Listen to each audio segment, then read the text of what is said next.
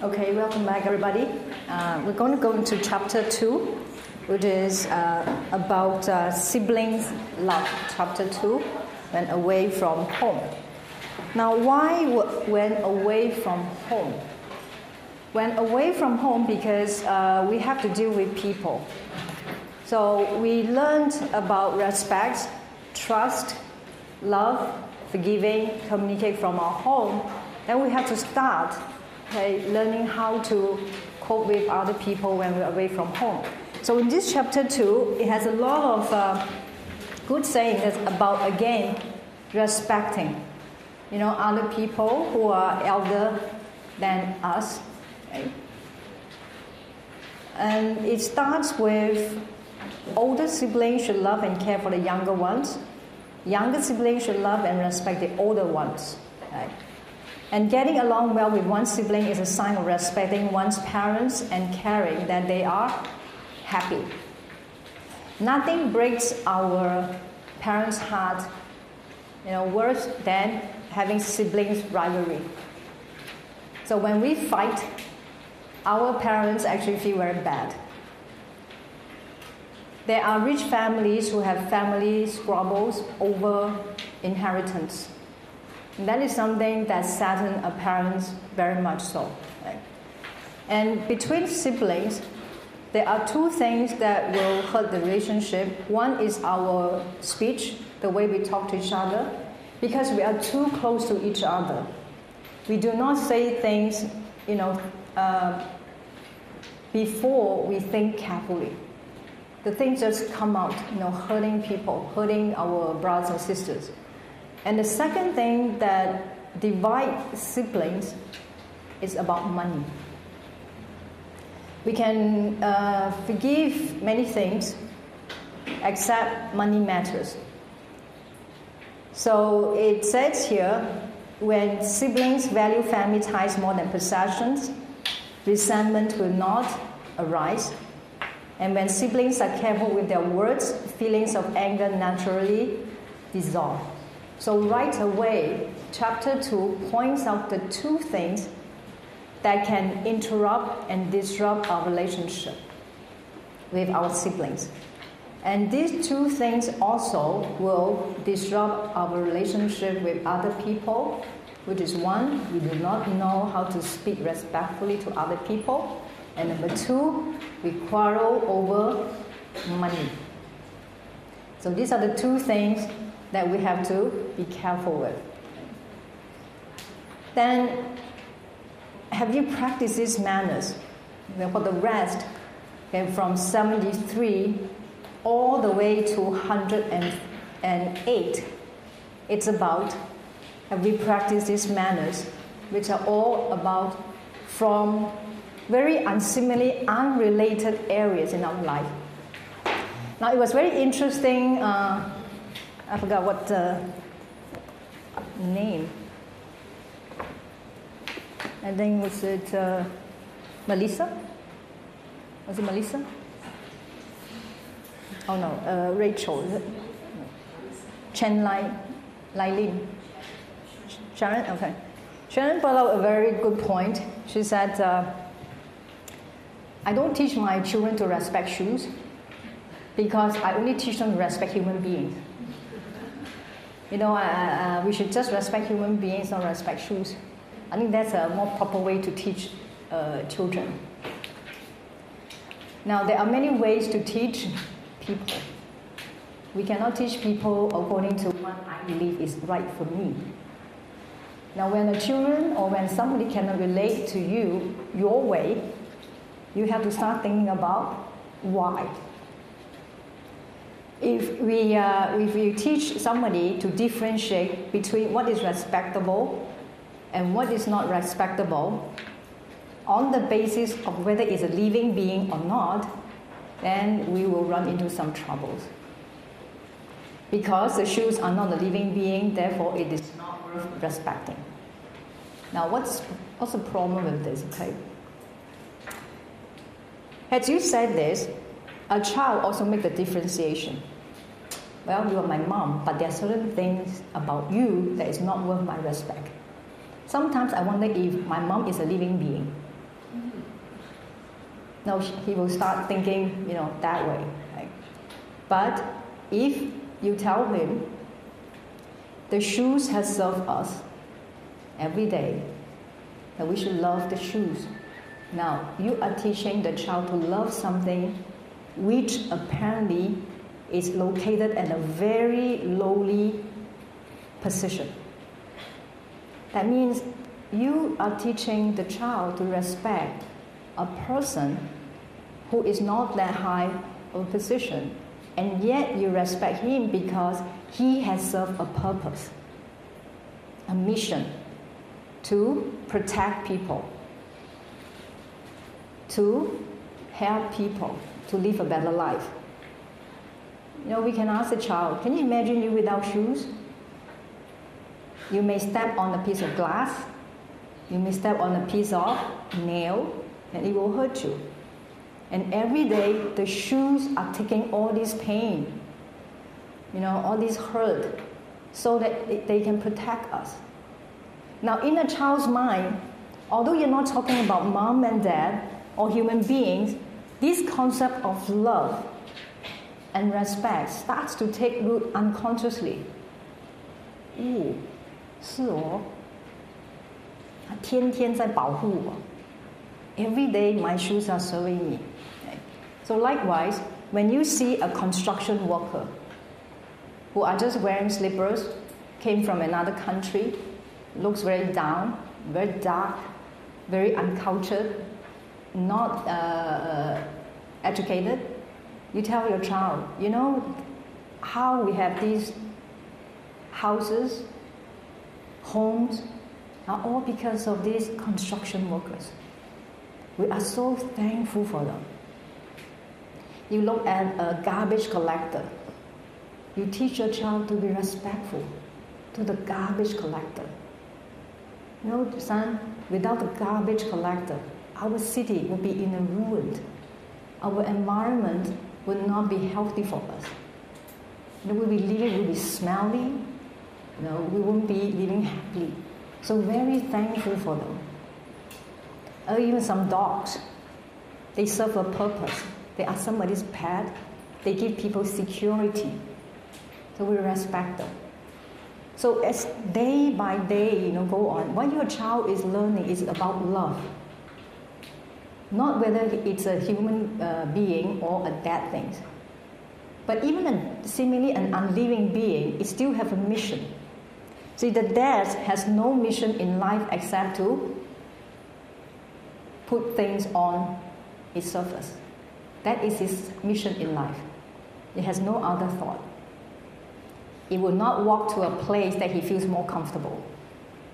It's very warm here, it still sits here. It's very cold here, it still sits here. Whereas we complain. But because his service is to help us to put things on its surface, that's what it does the best. Therefore, we must respect it. Some people can use the computers for a long time. Some people can only use it for a very short time. Because they are owners who take good care of the computers. They even chant to the computers. They even say prayers to the computers. Dear computer, thank you very much for serving me for another day. Without you, you are being my second brain. Without you, it will be harder for me to do my work. To your car, say something to your car. It's not just a dead piece of metal. You put in a key and it goes. Tell your car, good car.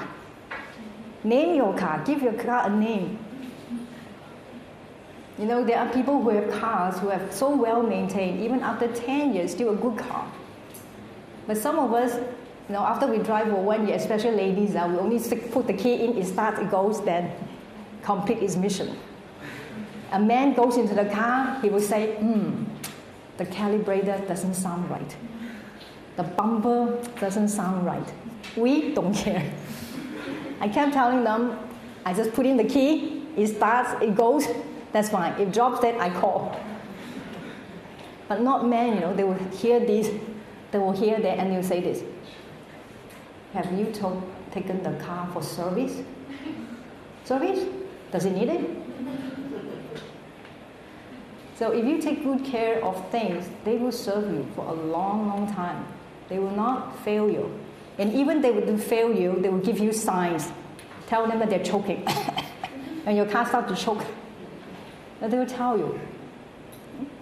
So this sense of respect for everything that serves a meaningful mission throughout the lifespan deserves our respect. Now, what would we say even bad people? Well, bad people deserve your respect too, because he's a human being, but you do not praise what they do. They deserve your respect, but you do not praise what they do. And you do not do what they do. You actually sincerely, you tell them, frankly, I think you're wrong. You go and steal, you go and rob, you go and do this illicit, business stealing. One day it may bring you misfortune. As your friend, I have to tell you this. So be very righteous yourself. And really from sincerity, we can mend a lot of fences. So from this respect, right, here comes a bridge of communication, that we can communicate with people much better. So this seemingly very simple thing, right, when an elder is asking for someone, find that person right away. And don't let the elder person keep looking. And it can transfer to somebody who is asking for direction or any other things. Right? And if we cannot find that person, we should immediately report back and ask if we can help instead. Remember the call about direction? So apply this. When in the presence of an elder, do not show off. Okay? When meeting elders whom we know, greet them promptly and respectfully. If they do not greet us in return respectfully, stand aside. So it gives us a confidence of seeing an elders instead of trying to run away. When I first met Master Ching Kung, I was very scared. So when I saw him approaching me, I ran away. We almost got in the same elevator, but I was so scared of him and the other senior monks. I actually hid at the emergency door. At the emergency exit, I looked at the small window, are they gone? Then only I came out. Right? But after Dizigui, I said, hey, when meeting elders whom we know, greet them promptly instead of trying to run away. What am I so afraid of? I was afraid that he may see through me. Have you ever seen Master's eyes? So compassionate, and yet he can see through you. So you're so afraid that he will see through you. Now, are we hiding something? So what are we afraid of? Isn't that good if he tells you that, you know what, you need to listen to more about Dharma? Isn't that good? What are you afraid of? Don't be afraid. Just greet him. Now, if he doesn't say anything, don't say, Master Ching Kung, I admire you very much. I have heard a lot about you, and so on and so forth and so forth. So that after you greet him, you did not say anything, you just stand beside or retreat. It's a simple mannerism. And when an elder is standing, do not sit. When the elders sit down, sit only when invited to do so. When we teach children, actually in Brunei, I mentioned this. I asked one of the students sit down, and I stand up. So I stand up, he sits down. He was 12 years old. And I asked the other student, what do you think now? We're talking like this. What does it look? 不好看. The children will say, 不好看. 为什么不好看呢？老师他坐着，你站着。那应该怎么样呢？老师你坐着，他站着。So I sat, and then he stand, and we talk. And they felt much more comfortable. Demonstrate to them. Let them practice. Right? And okay, but let's say 你站着哈 then when elders ask you to sit, then only you sit down. Okay? Now, but how about when an elder does not ask you to sit? So it happened to one of our seniors. So she was asked to sit down, but then the young man kept standing up, and she forgot to ask him to sit down. So he kept talking to her. She said, my neck was so sore. So as a Dizigui student, you kept waiting. he hasn't asked me to sit down yet. She hasn't asked me to sit down yet. So we kept sitting, without realizing that person is very sore in her neck. So at this point, you can say, "Excuse me, may I sit down?" You can ask. You can change your fate. You can change your destiny by asking. With a very simple asking. "May I sit down?" "Oh, yes, yes, yes, of course." So you will sit down. You help me from a sore neck, and you help yourself by, being comfortable sitting down. So isn't that benefiting both sides? So, okay, next, before an elder, speak softly, but if our voice is too low and hard to hear, we are being improper. Right? Again, the volume. Like yesterday night, I realized that maybe my volume is too low, or maybe my speech is too fast. Therefore, this senior cannot understand what I was talking about. Okay? So the tone of voice is important. And actually about this, we call the power of transference. It's actually an education concept.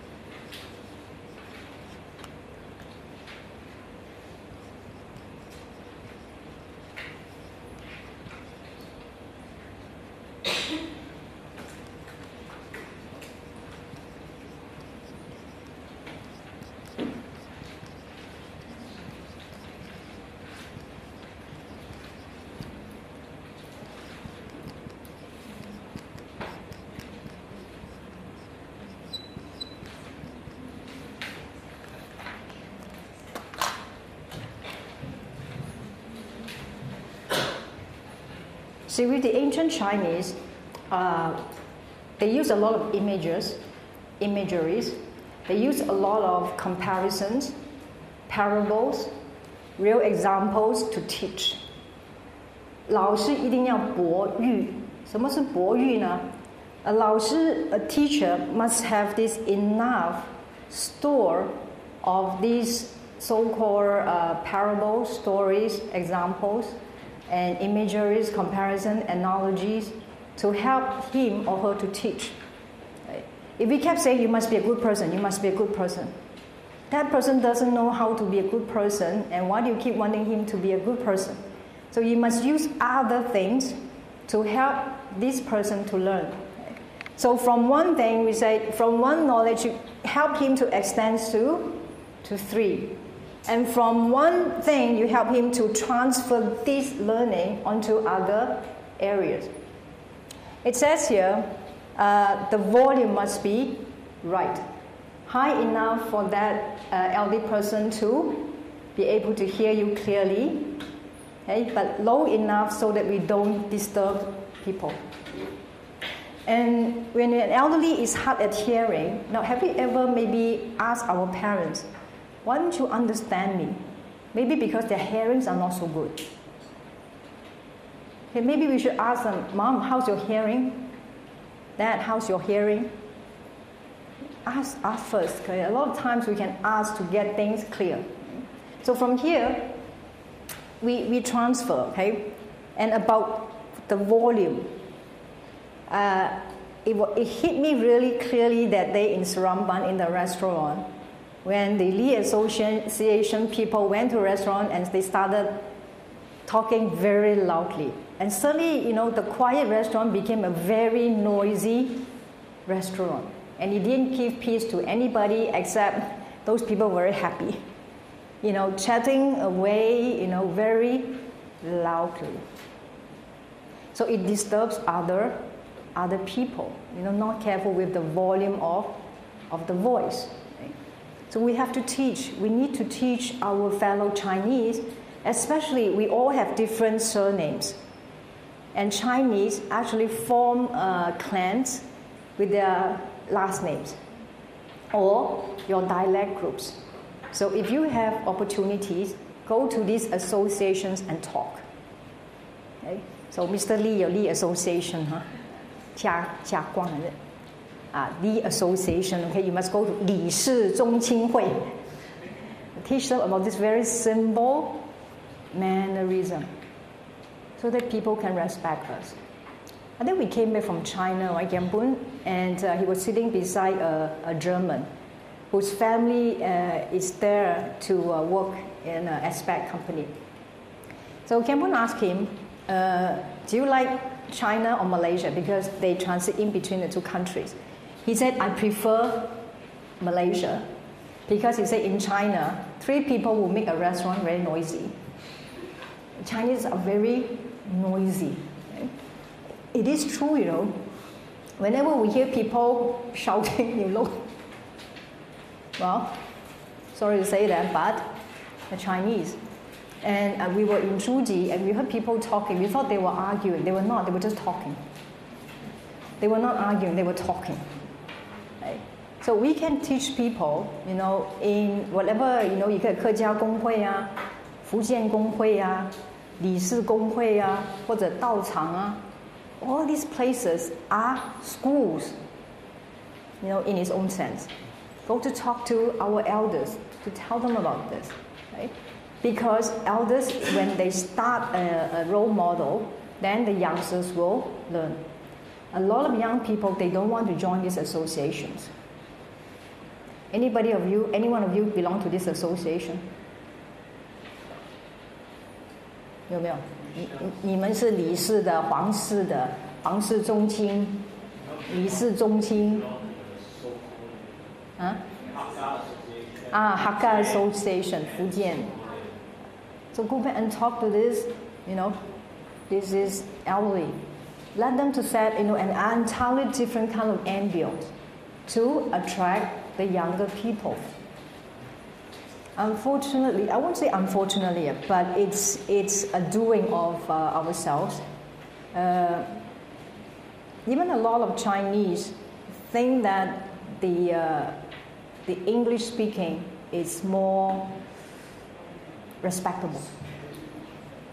When we speak English, we are being respected a little bit more.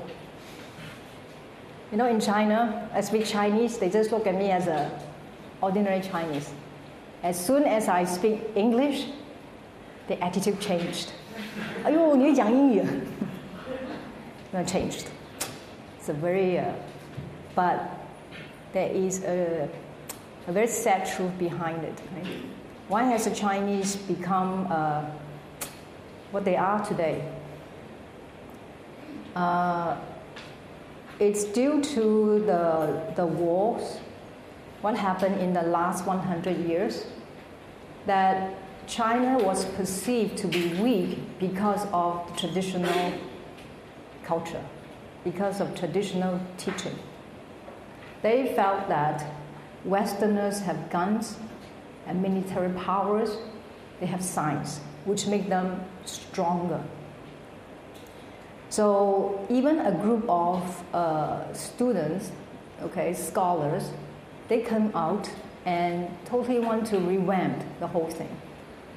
And also the communist government later, who wanted to anti-Confucianism, you know, anti-traditional culture. So for the last 100 years, the Chinese have totally lost the confidence in their own culture. So they were being said as the sick man of the Orient. 东方的秘的病夫 East Asia, the sick of East Asia. Right? And all the poor and dirty works are done by the Chinese. Now, the Chinese immigrants came to Southeast Asia, also did the hardest work. The immigrants that went to America, they built the train road, okay, and they did the hardest job. So everywhere they were being seen as just laborers. Whereas, you know, these other European countries, they went into China, they divided up China, they got the best place, the best mansions, and everything seems about them is so well civilized, cultured. But the Chinese are dirty. I think we have not seen, that China being China, you know that 25% of China has to keep the rest of China alive? The arable land of China is only 25% of its entire land mass. With this 25% of land mass, it has to sustain the life of the rest. How did the Chinese do that?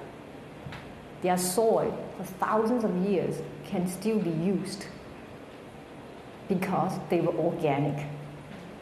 Now they want to develop fast. Everything like instant noodles has to fast. 快点, 快点, 快点.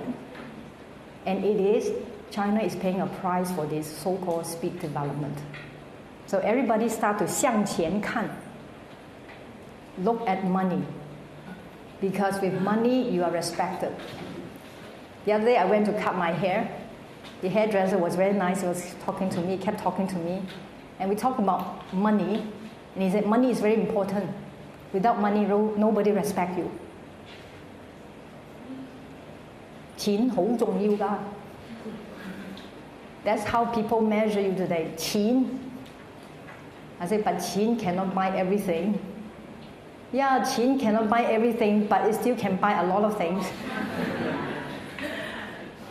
And people respect you for you have money. I said, money is important, If you make your money the correct way, there's nothing wrong with it. The money is important. But it's just that now, because people want to get rich fast, they start making money illegitimately. And they're using devious ways to find money. Actually, it hurts their health, it hurts their family, and in particular, it hurts the environment. I think China is polluted at a risk that is much faster, than other countries. It took Europe over 100 years to develop capitalism. It's taking China the past 10 years to catch up. It's just too fast. So there is a danger to all this. So when we see all this, with all these the teachings in the book, which are all related, this little booklet, which seems like small booklet, actually is a summary of all this. This book, by the way, is translated by the center.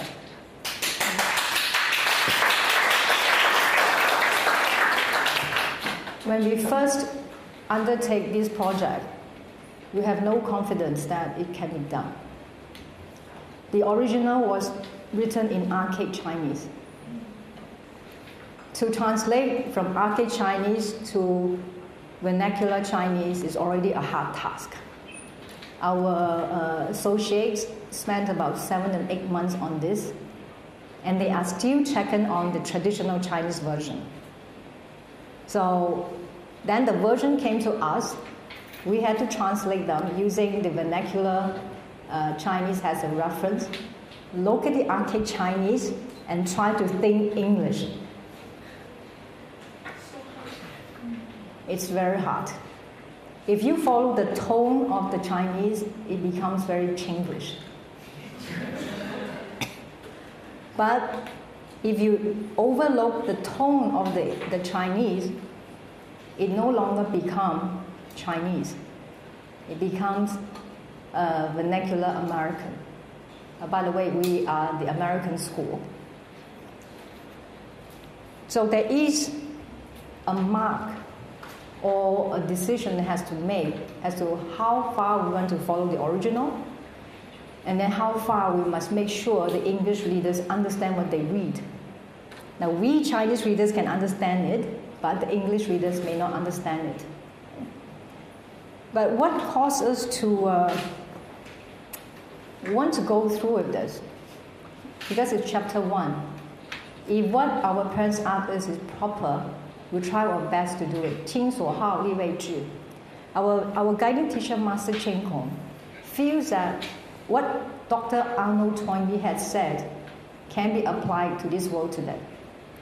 Uncle Toynbee said that to resolve the problems of 21st century, we need to rely on Confucianism, mantras, and Buddhism, because all of them are not religions.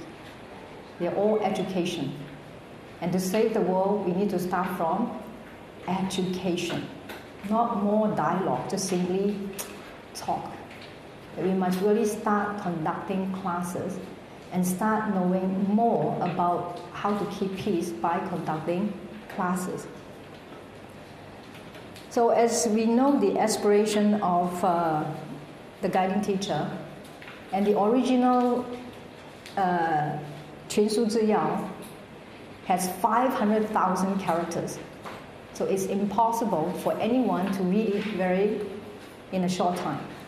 So he asked us to extract 360 from the original compilation. So which we did. And we felt that it's important, to complete our guiding teacher's wish. And there was even a time when we all had to wake up at, 4:30 in the morning, Mr. Lee, Robin? We had to wake up 4:30 in the morning. Why? Because one of our team members was only available, before 8 o'clock in the morning. So we have to catch up within those, 3 hours or so. So we started work at 5 o'clock in the morning and chat over the Skype. So you can see our standard actually is not that high. Some of us from American schools, some of us from British schools, some of us from Malaysian school. And we have different ways of expressing, different choices of words. And most of all actually have very little knowledge about archaic Chinese. Okay?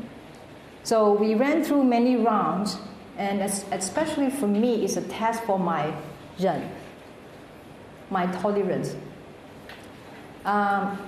They would ask me very fundamental questions which I thought they should understand. But they helped me to calm myself down, to really try to make them understand this sentence, how it works. They also helped me to understand that sometimes what they say is actually very good, something that I overlooked. For instance, Mr. Lee is a very meticulous scholar. He actually went out and bought a thick dictionary. It's this thick. Is that from Sangwoo, is it? This thick, okay? And he would check every single word. It really bugs me. Check every single word, and he was, and as we almost complete the whole quotation, he would say, "Wait a minute, Miss Song. These two words may not be too appropriate because according to the dictionary, and he would give me this a little bleed. Moreover, Mr. Lee was a very slow typist. And we would watch the screen, okay? Okay, what do you want to say? What do you want to say? So here we must keep thinking, using Dizigui, which one of Dizigui can help me to cope with this? Then we say, Mr. Lee is an elderly. I must be patient because it says here, 要长者先，幼者后. I must be very patient. Don't show off in front of elders. Right? So I must be very patient. Okay? I must regard our aunts and uncles as if they were our parents. Well, he's not my aunt and uncle, but I can treat him as my aunt and uncle. Okay? And our cousins as if they were our siblings. All these are my siblings. So using this kind of mentality, I find that actually, out of 10 things he suggested, there was 1 or 2 that were very good. Had I overlooked them, I would have got the quotation wrong. It caused me to go back to the Chinese division and ask them to explain to me there are 2 explanations, which one to adopt. So Dizigui is everywhere. When you can apply them, you can be very happy. The chapter 2, teach me to respect, in a sense that it's not so much of a superior way. That we are brothers and sisters, and none of us it was particularly better than anybody. So we must be humble in in learning. And in learning, I also find that all our English has improved unconsciously. That's why I really believe 叫做不知不觉。什么叫不知不觉？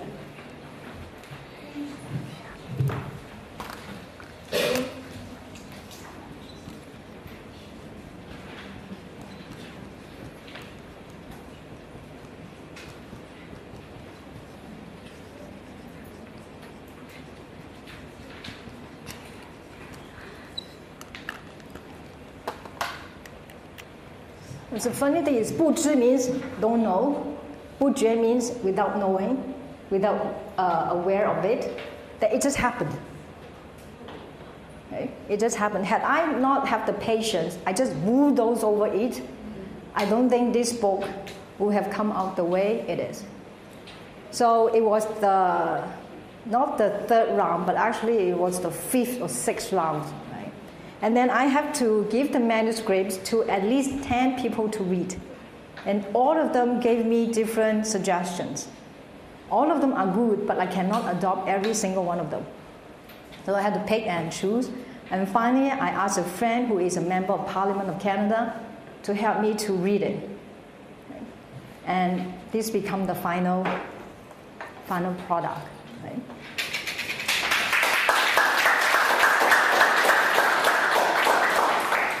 Well, let me represent the rest of the team to give a bow and thank you to him.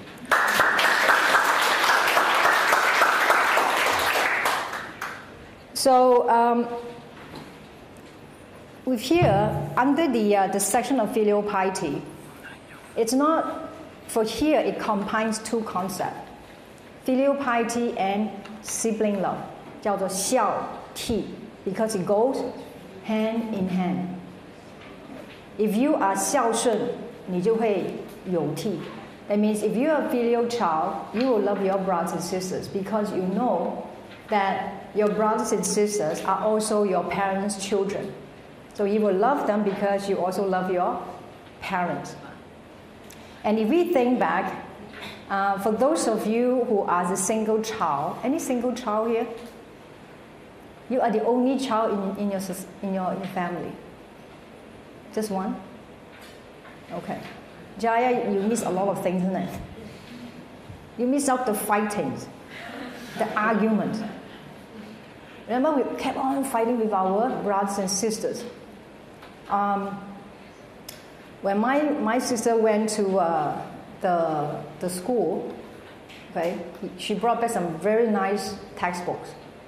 And I liked it so much, I started to tear off pages from her book. And then she started to yell and scream. And then my mother came and she said, look at Polan. She tore pages on my books. My mother said, She's still young. Big concessions. She's still young. And I was so happy. I was loved. I was protected. Then, 10 years later, I brought back a clay mask. It was so beautifully done. I felt that I could win the award with it. So I brought home thinking that I would show my parents the mask. And I put the mask on top of the table in the living room. Then I went to my room. Then I heard this. I heard my youngest brothers. So I came out. I saw he dropped my mask on the floor. It's totally smashed. And I was very sad and very angry, and I yelled and screamed until my mom came. Mom, look, Afat, my youngest brother, okay? Afat dropped my mask.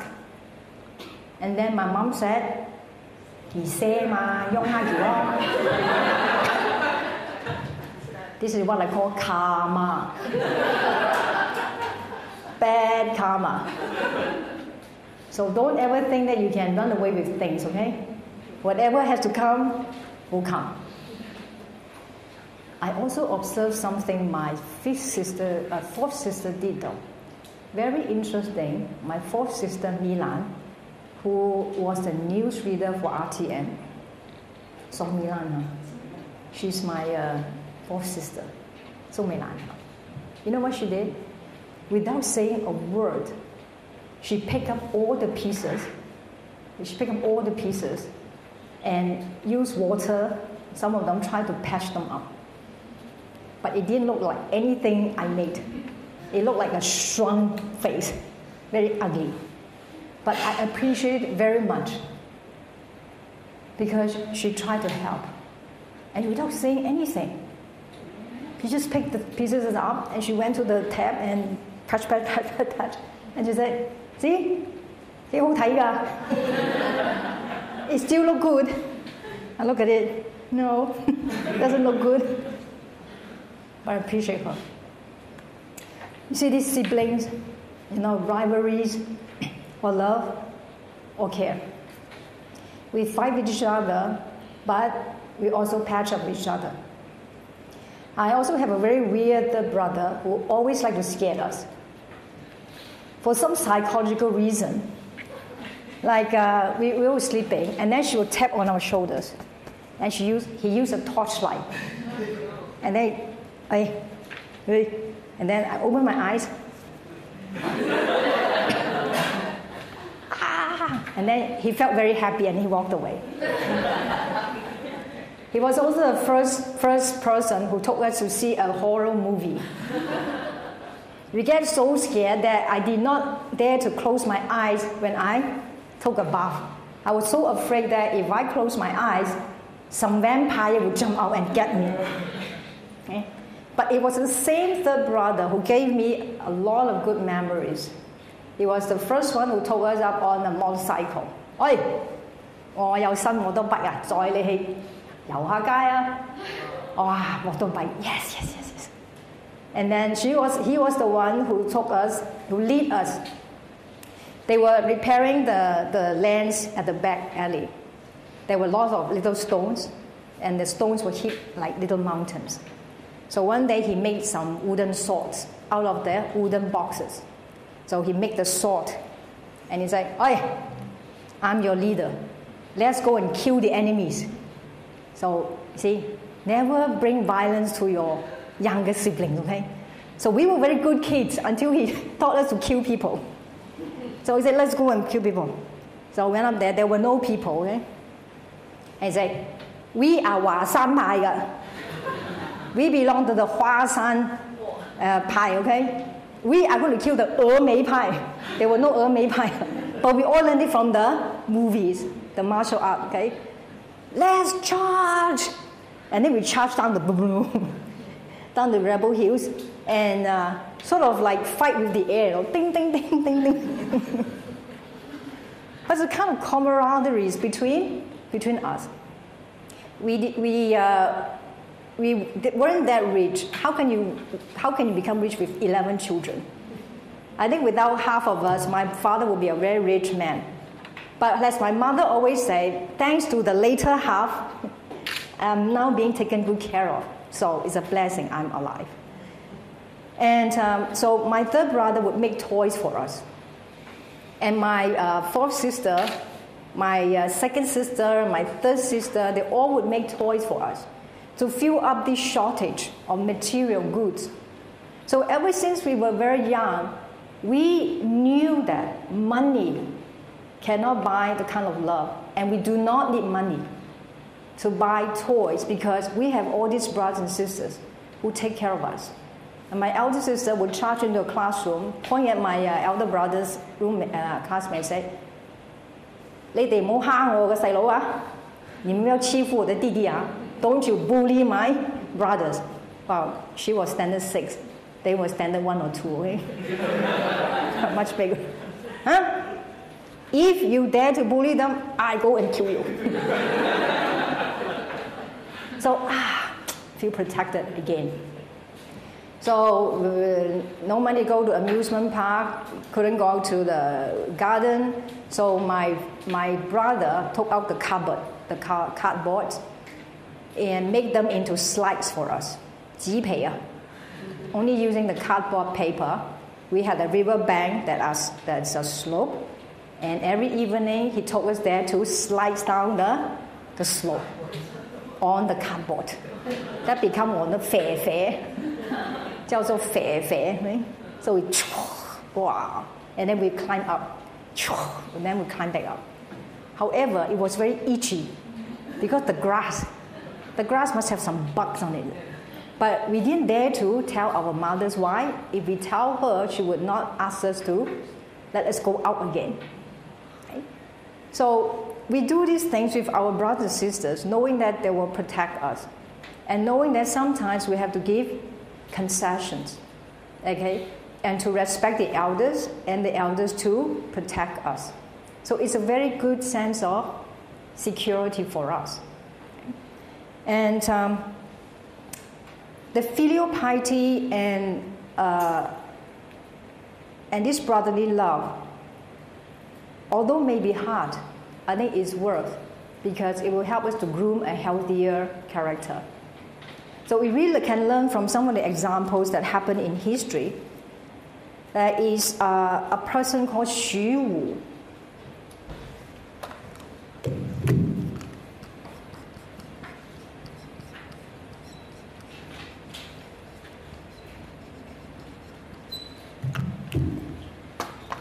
Xu Wu has two younger brothers. And these two younger brothers, one is Xu Yan, one is Xu Pu. Their parents passed away very early, so Xu Wu had to take up the burden of raising himself and his two brothers. As he plowed the fields, his two brothers would stand at the field and watch him work on the field. And at night, Xu Wu would teach the two brothers to read. But they were not very studious, and they were not very obedient. In the Han Dynasty did not have an examination, what we call a public examination, to test a person whether he can become an officer or not. During the Han Dynasty, they have something called Xiao Lian.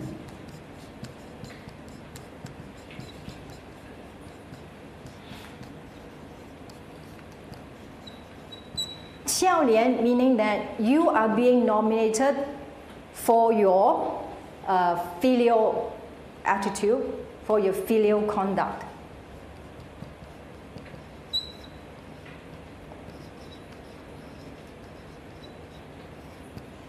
So a person who is very filial, who has a sense of integrity, will be nominated to become a minister or an officer. So Xu Wu, because of his integrity and his filial piety, taking care of his two brothers, he was being nominated to become an officer. But his two brothers were not nominated because they were not obedient and they were not do not behave as well. So at this point, Xu Wu divided the family heritage into three parts. He gave himself the best plot of land and the biggest mansion. And he gave the poorest pieces of land, the smallest mansion, to his two brothers. So a lot of people started to suspect him, whether he's really that good or not. How come he is such an actually wicked brother? And the two brothers, they also became very upset. So they say to themselves, okay, I'm going to take a vow. I'm going to take a vow to surpass my brother, Xu Wu. So both of them started to work very hard. Okay? And they too were nominated to become officers because they totally transformed themselves, thinking that this will be a revenge towards their elder brother, Xu Wu.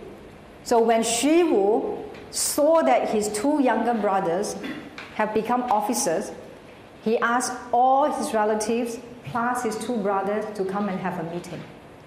Then only he declared to them, the reason why I divided the heritage into three was because I was worried that my two brothers would be so contented that they will waste and spend all their money.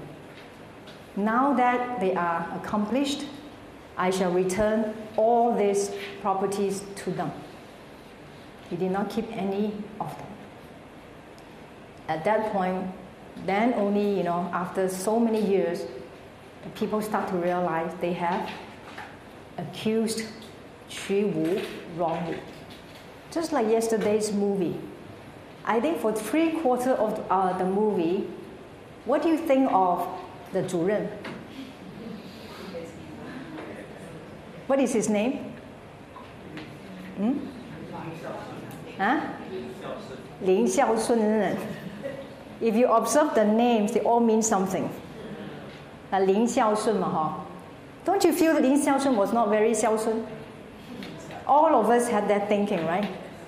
So he was being accused in all our minds, plus is it 47 minds here, okay? That he was not a filial person. In the end, 他说什么？不是你受很重要，受跟孝顺有什么关系？没有关系的哦。You know, in our lives, we may accuse people.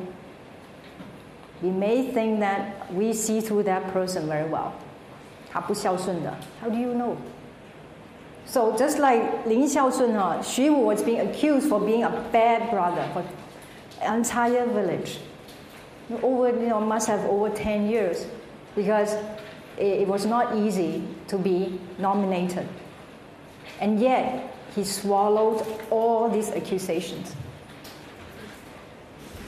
So ladies and gentlemen, if you have done the right thing, but people accused you, remember all these great people in the world who have sustained all these accusations because had he not been able to tolerate, his two brothers might not have made the vow to change themselves. Okay?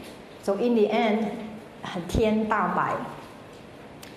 I watched the movie called 秦河郑和下南洋.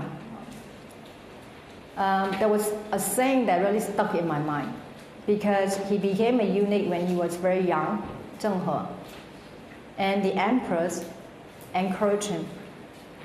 She said, you are so young, you may face a lot of accusations in your life, but remember this, 公道自在人心.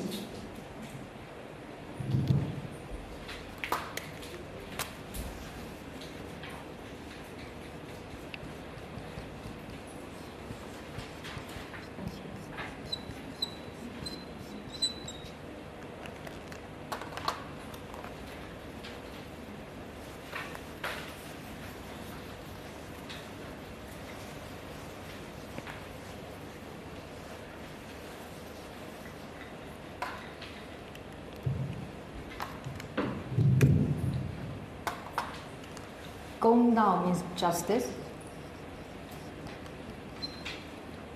自在, naturally.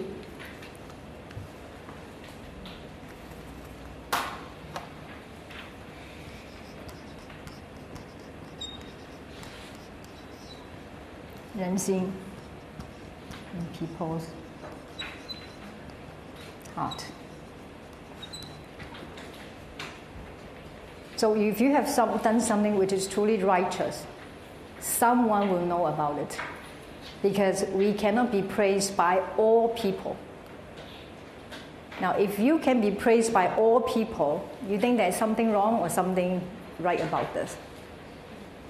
Now, this world, we have good people and bad people.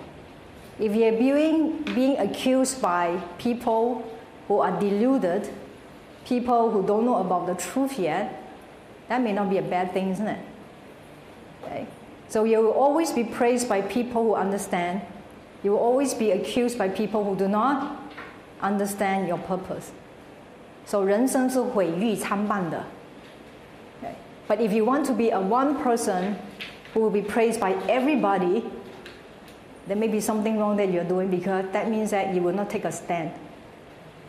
Even though when you need to take a stand, you do not because you're afraid of offending some people. Okay? So 人生毁誉参半.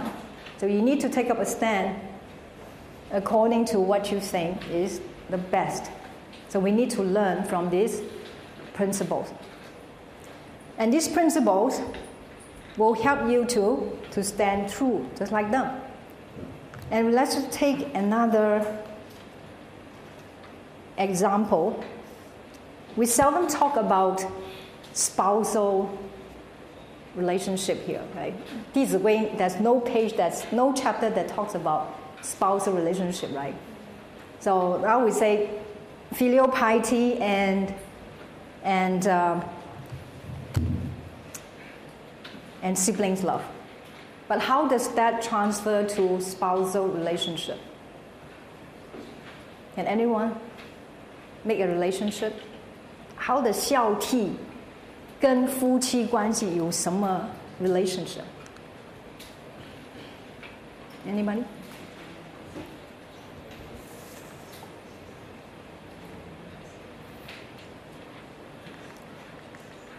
Lenny? Any Lenny here? Any Susandi?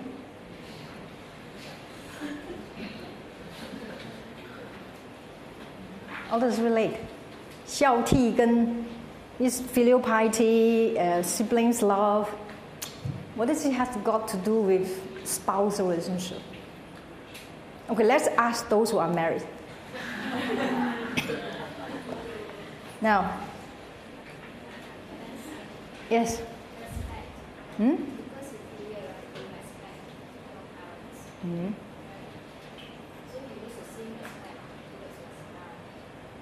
Towards your spouse parents. Okay. It's the same respect, and also you respect your spouse parents. Yes. We talk about here in-laws relationship.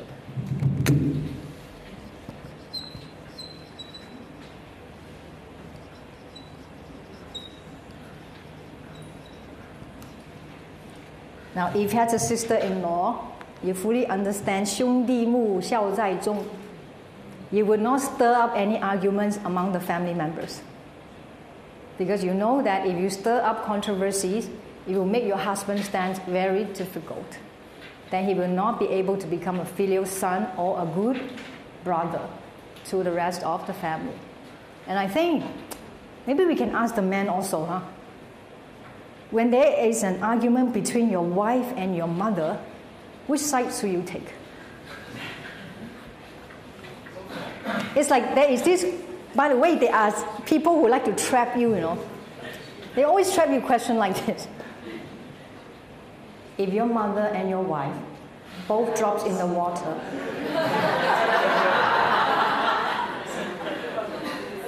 who will you save? Save the mother. Challenge. Save thy mother first. Okay. If you cannot save the wife, go together with the wife, but you have to save your mother first. Okay, you save the mother and then you save the wife, right? You know the question always like trap you, right? You can only save one person because the ship is sinking. By the time you come back, your wife already blah, blah, blah, blah, blah, blah, blah. So, how?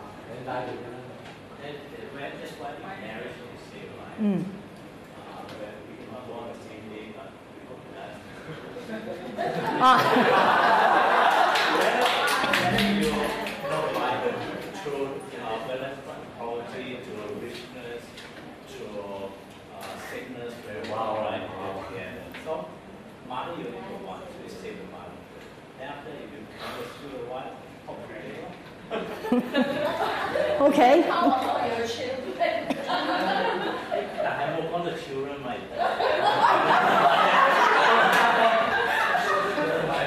You forgot the power of transference. You got to imply. Well, let me think. If I don't have children, I can die with my wife. But if I have children, I have to think further. Yes, think what? You imagine you say that you die with your wife, you don't have children.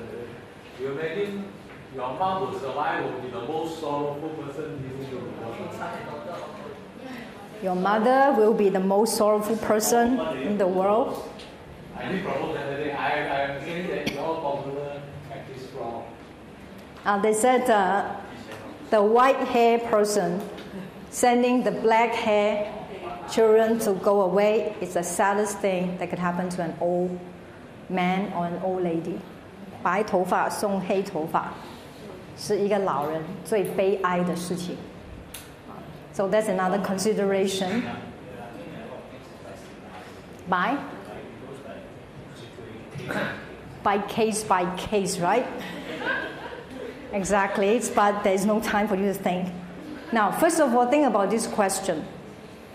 How question traps us? When will be the situation that you can only save one person? Well, let's say for instance there's a house on fire. You want to strip the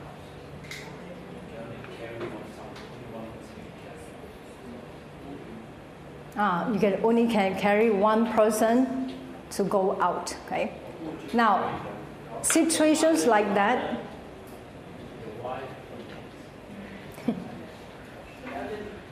The elderly. Okay. We all got trapped in this type of situation, right?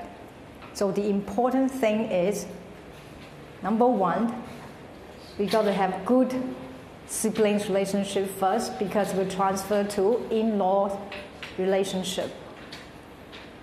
Even the sister-in-law at this point, if she is as filial as you, she will also be part of the rescue. It doesn't necessarily that you have to rescue her, because she will be thinking about the same thing. But you know what? Your mother will tell you, you go and save my grandchildren. Because children are very important to people. They will save the children first. But the question did not ask you that, right? Because the essence of this question is to trap you into choosing one of them. It's trapping you to say you can either get one or the other. But there are situations that you don't need to get one or the other. And this comes from your normal life of cultivation. So 平时 you treat your uncles, your aunts, your in-laws as if you are part of the families. You don't need to separate people. And ladies, if you cannot live with your sister-in-law, okay, and you start talking about bad things about sister-in-law that divide your husband's relationship from his sisters, and you are also making him not filial, because he will start having arguments with his sisters, then the mother will know about it, and the mother will become very sad. So it comes from this siblings relationship that relates to the in-laws part. Right? And just like the question, do not trap ourselves into choosing either or. There was a wife who was very upset about her mother-in-law. So she threatened her husband. You choose either me or your mom. But before I give the answer, I'd like to hear the gentleman. Okay? Your wife asked you this question. Either your mom or me. Of course, we ask the married man and the unmarried man, okay? They may have different thinking. Just like my nephew, one day I asked him because he was holding my sister's hand. So I asked him, will you still hold your mother's hand when you have a girlfriend? He didn't answer me because his mother was next to him. Then he said, maybe. And his mother said, why maybe? So he said, I don't know what will become at that point. So I don't know. Wait till I got a girlfriend, then I will have an answer. So again, if your wife were to ask you to choose that, how would you respond? Your wife has not learned Dizigui, doesn't know about filial piety or siblings' love. How would you respond to that? Chong, how? Mr. Chai? Thank you for the questions. I think, in my opinion, just like you can relate to I will answer directly, you see. Okay, give you, for example, you see, okay, find this thing over it. Okay. But my stand is that I only got one mom. Without my mom and my father, I will become to this world. So, basically, I will try to explain to her about this. Just like I love my father and mother, just like I love your parents. It's a Chinese say, I think something related with this. This is my stand. Okay. Let's go this side. I only have one mother.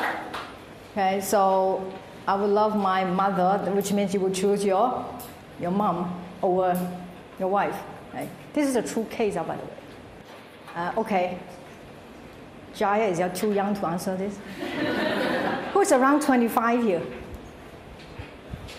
25, 26. Who? Young? Lee? If your let's say not wife lah, not say wife. Hadi? Who's Hadi? Oh, Hadi. Oops. Calm down. Whatever answers you hear, calm down.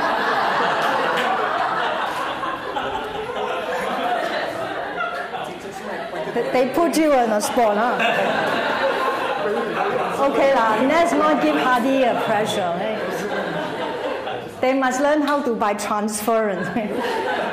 So let's not give Hadi the pressure. You see, the whole face is red already.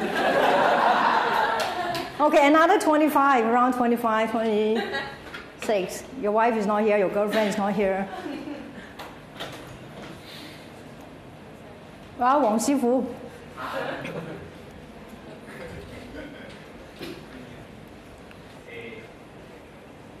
I don't have a mother. Can I assume my mother to be a father? Yes. Your wife cannot get along with your father. I certainly will rescue my father because he is the one who bring us up. We have got total 3 siblings. So it is actually it's a very tough decision to make. Yeah, I mean it's difficult because father. We spend most of our time with my parents, so I think this is the thing I can do because I don't have girlfriend, I don't have wife. Yes. Oh, Hadi is ready. Give Hadi a. Okay, Hadi. Yes, Hadi.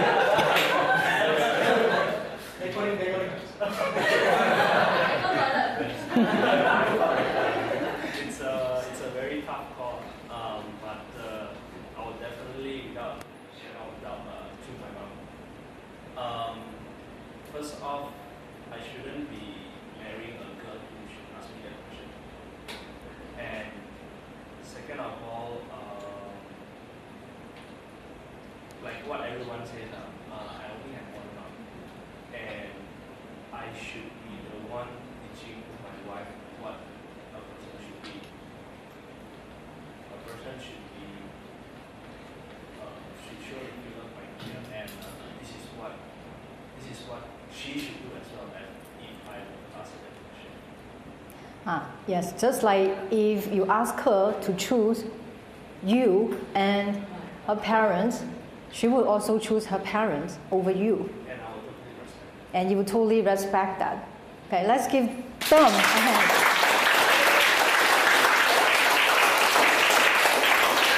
Because I hear a very important point here. Because Hadi said he will not marry a woman who will ask him that question. So since, what's her name? So since Miling has married Hadi, that means Miling, you will not ask him that question.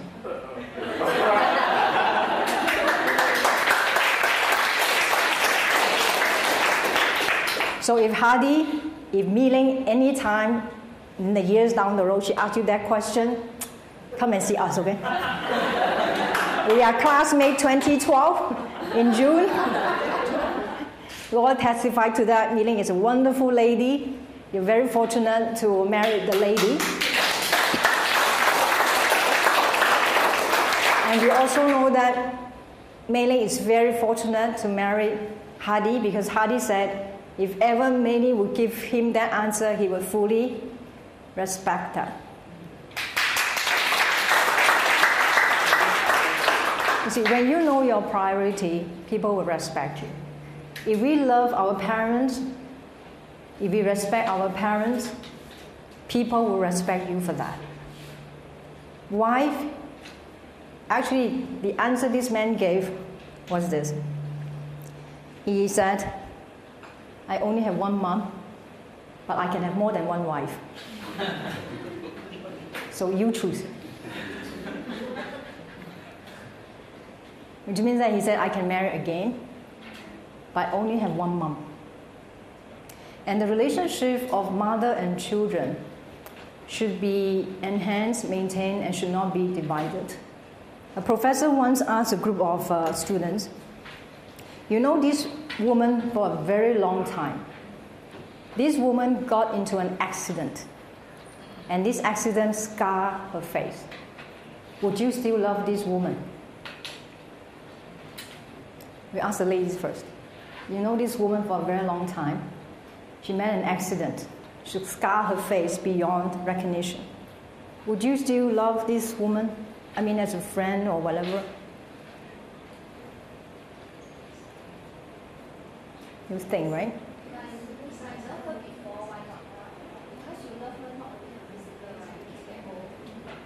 So you don't love her for a physical look, right? You will still love her for whatever she has become, right?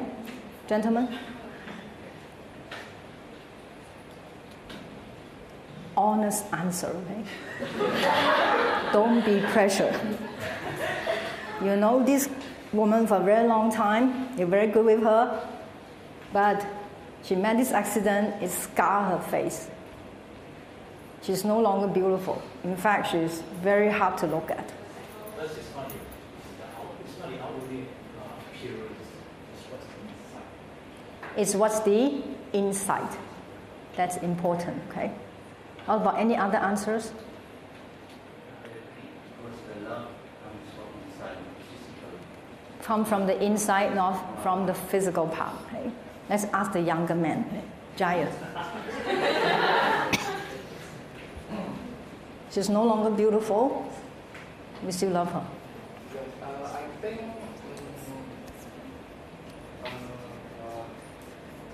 outside can change, but the inside more when you have a long relationship, more deeper and Deeper, huh? the feeling can compare with outside. Okay.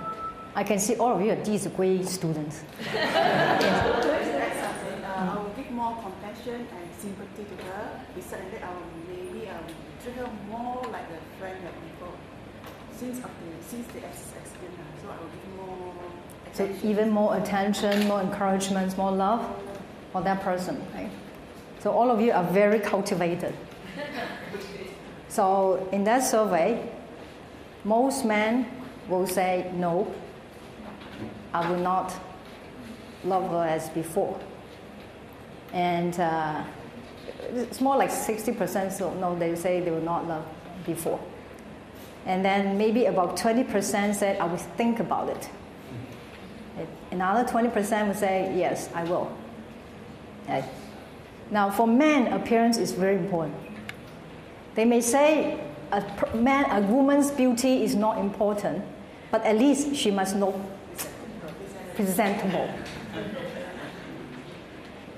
And guys, when they're not pressured, when not pressured, they will tell me, okay lah, but the look is still very important.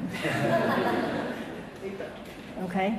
Now, the women will say this, yeah, I will still treat her the same, this inner beauty and so on. Then the professor said, how about this woman is your mother? It changed the answers totally. All the men said, yes, I will still love this woman because she's my mother. You see the difference? So ladies, when you are somebody's wife, you must always remember, do not try to replace your mother-in-law.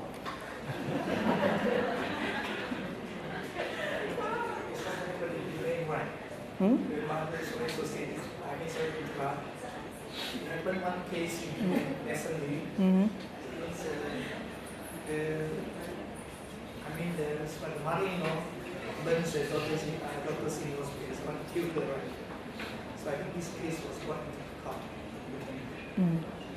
So, and what was the reason why the mother-in-law did that? I read from newsprint. That's why I don't know whether teachers so get this or not. So we'd be happy to know the opinion about this. Yes, find out the reasons.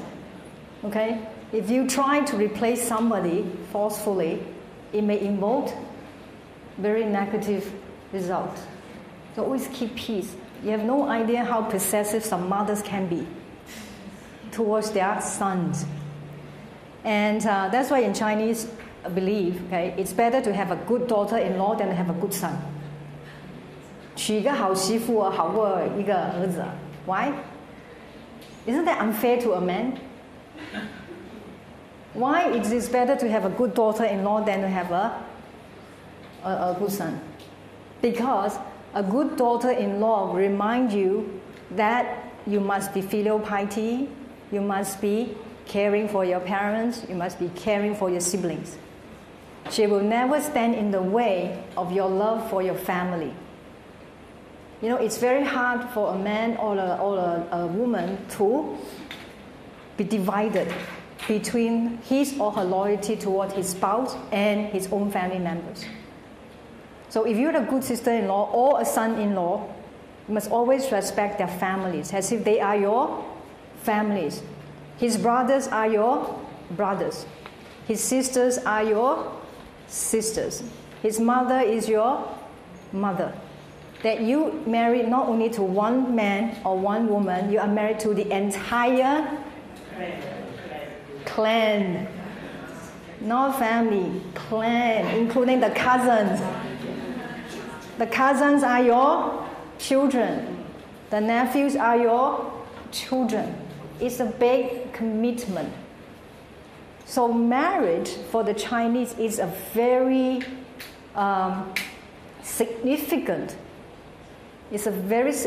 affair in a person's life. One should not marry without careful deliberation, without careful consideration. It's a huge commitment actually to humanity. You know, to the in-laws, to the children, to the society. Many problematic children come from problematic families. And we don't want to be part of the problematic families, give problematic children, and therefore help to create problematic society. So that's why 孝悌, we look at this book again.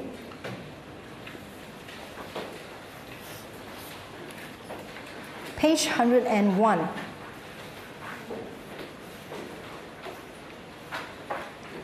We can even transplant this kind of attitude towards serving our leader. Okay. From parents to child, spousal relationship, and now to superior and subordinate. Servicing a leader with the heart of a filial child, quote 87, page 101. Servicing a leader with the heart of a filial child will enable one to perform his duty to the leader loyally. Just like the loyalty between the parents and child. Servicing a superior with the heart of a respectful sibling will enable one to comply with duties given by that superior, the compliance between the brothers and sisters. When subordinates can engage loyalty and comply flawlessly in the service of the leader and superior, they will be able to maintain their earnings and positions as well as preserve the ritual services of the ancestors, to appreciate that what we have today is actually a blessing from our ancestors. This is the filial piety of a lower ranking officer. And there's filial piety of the higher ministers and also the filial piety exercised by the king, which he has all the subjects, in his heart. And in the last quote of this section, 106, quote 92, he who does not have his parents but loves others rejects virtue. He who does not revere his parents but reveres others rejects propriety. So with this propriety, we can keep peace in the family. And when you have a peaceful family, you will have a peaceful mind. With that peaceful mind, you can go out and do great things. Okay, so these two chapters, it's about the correct attitude that we can grow from our family. Okay, so with that, I'll finish this session. Thank you very much.